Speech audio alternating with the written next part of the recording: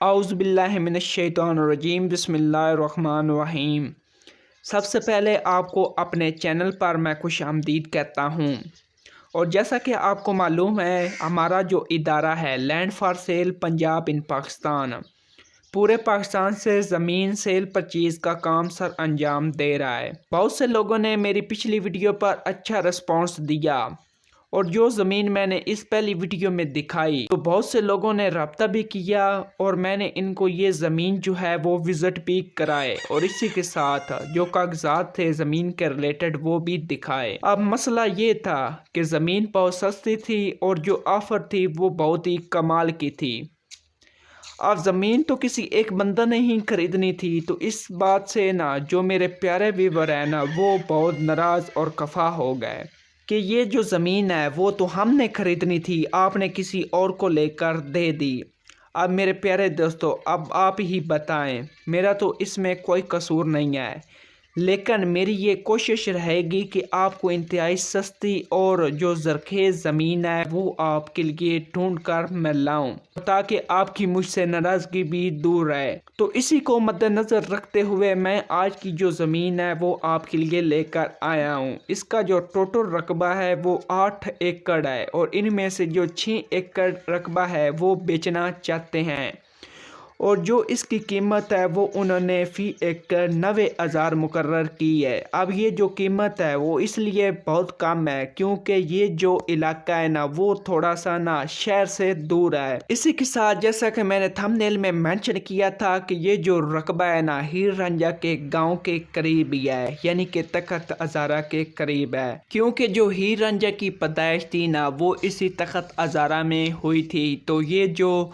ज़मीन है बिल्कुल उसी के करीब पड़ती है, तो इसलिए मैंने थंबनेल में भी ये मेंशन किया था। तो इसमें हम सबसे पहले ज़मीन के बारे में भी डिस्कस करेंगे और इसी के साथ जो पानी का इंतज़ाम है वो भी आपको मैं बताऊंगा और इसी के साथ जो इसके कागजात हैं उनके बारे में मैं आपको मालूमात दूंगा।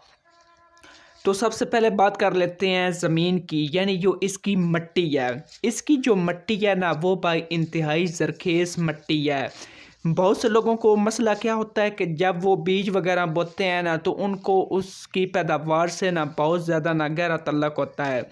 अब जिसकी मिट्टी जो होती है वो चिकनी होती है, वहाँ पर जो ये फसल होती है उसकी पैदावार बहुत ही ज़्यादा होती है।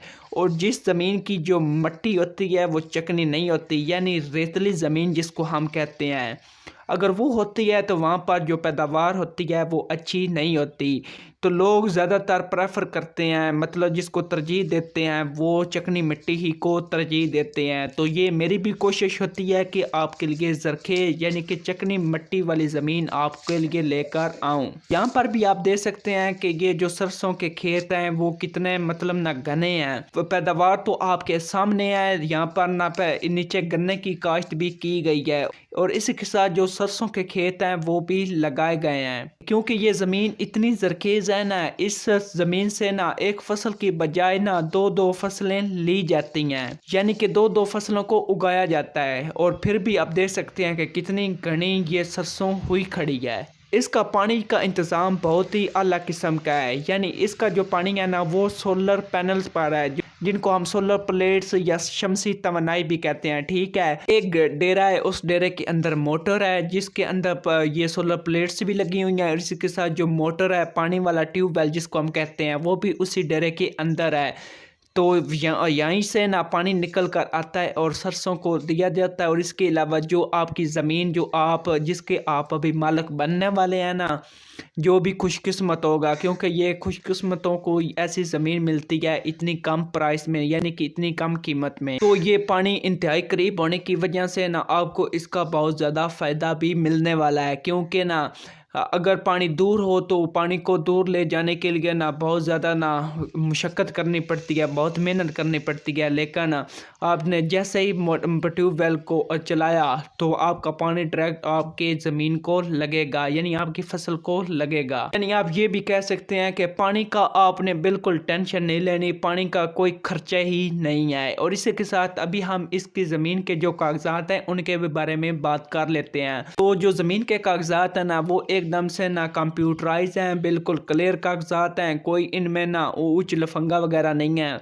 बिल्कुल क्लियर कागजात हैं। अगर जिस भाई ने भी ये ज़मीन ख़रीदनी हो वो मुझसे रब्ता कर सकता है। तो इसके साथ मैं उनको मुकम्मल ये ज़मीन जो है वो विज़िट भी कराऊंगा, ट्यूबवेल वगैरह भी दिखाऊंगा, और इसके अलावा यहाँ पर बिजली का भी इंतज़ाम है। ठीक, अगर आपकी सोलर प्लेट्स जो हैं वो नहीं चलती तो आप बिजली पर भी उसको कर सकते हैं, वो आप पर डिपेंड करता है, लेकिन मोस्टली जो तरजीह दी जाती है वो इन्हीं सोलर प्लेट्स को दी जाती है।